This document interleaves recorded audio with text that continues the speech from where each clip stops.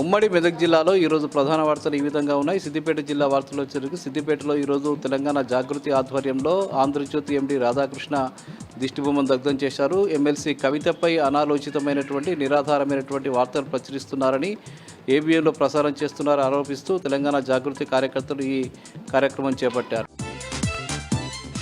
సిద్దిపేటలోని ఇందిరానగర్ పాఠశాలలో ఉపాధ్యాయులకు శిక్షణా తరగతులు కొనసాగుతూ ఉన్నాయి. ఈరోజు రెండో దఫా 4వ రోజు కూడా శిక్షణా తరగతులు కొనసాగుతున్నాయి. ముఖ్యంగా ఉపాధ్యాయులకు అన్ని విధాలుగా నైపుణ్యాన్ని పెంపొందించే విధంగా ఈ కార్యక్రమాలు చేపడుతున్నామని చెప్పి జిల్లా డిఈఓ శ్రీనివాసరెడ్డి ఈ సందర్భంగా తెలిపారు.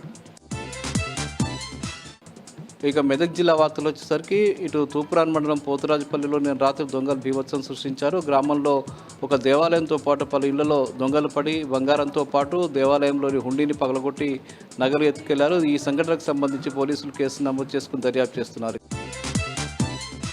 NH 45కి సంబంధించిన సర్వీస్ రోడ్డుని మూసివేయొద్దని చెప్పి రామాయంపేటలో పెద్ద ఎత్తున ప్రజలు ఆందోళన చేశారు. తమకు సర్వీస్ రోడ్డు మూసివేయడం ఫలితంగా చాలా ఇబ్బందులు ఎదురవుతున్నాయని చెప్పి వాళ్ళు ఈ సందర్భంగా చెప్పడం జరిగింది.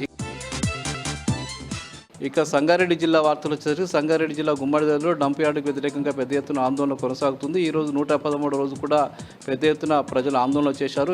నల్లవెల్లి పేరానగర్ ప్రాంతంలో ఎట్టి పరిస్థితుల్లో కూడా డంప్ యార్డు ఏర్పాటు చేయవద్దని చెప్పి ఆయా ప్రాంతాలకు సంబంధించిన 13 గ్రామాల ప్రజలు పెద్ద ఎత్తున ఆందోళన చేస్తున్న విషయం తెలిసిందే. ప్రభుత్వం తక్షణమే ఆ జీవోను రద్దు చేసుకోవాలని చెప్పి ఈ సందర్భంగా వాళ్ళు డిమాండ్ చేశారు.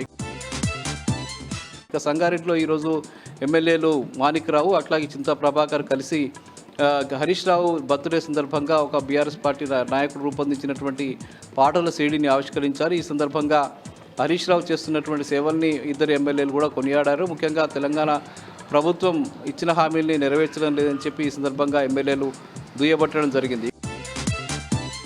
ఇక సదాశివపేటలోని ఒక ప్రైవేట్ ఆసుపత్రిలో మహిళ మృతి చెందడం వివాదాస్పదమైంది.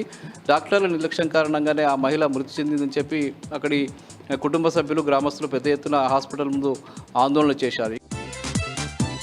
ఇక జహీరాబాద్లో వర్షాలు పెద్ద ఎత్తున కురిశాయి. ఈ వర్షాలకు పట్టణంలోని పలు ప్రాంతాలు జలమయమైపోయి ప్రజలు అనేక రకాలుగా ఇబ్బందులు పడ్డారు. ఈ నేపథ్యంలో ప్రజలంతా కూడా ఆందోళన చేశారు. మున్సిపాలిటీ నిర్లక్ష్యం ఫలితంగా ఇక్కడ మురికి కాలువల్ని సక్రమంగా నిర్వర్తించే పరిస్థితి లేకపోవడం వల్ల చాలా ఇబ్బందులు ఎదురవుతున్నాయని, కాలువలని సక్రమంగా నిర్వహించాలని చెప్పి వాళ్ళ ఈ సందర్భంగా పట్టణ ప్రజలు డిమాండ్ చేయడం జరిగింది.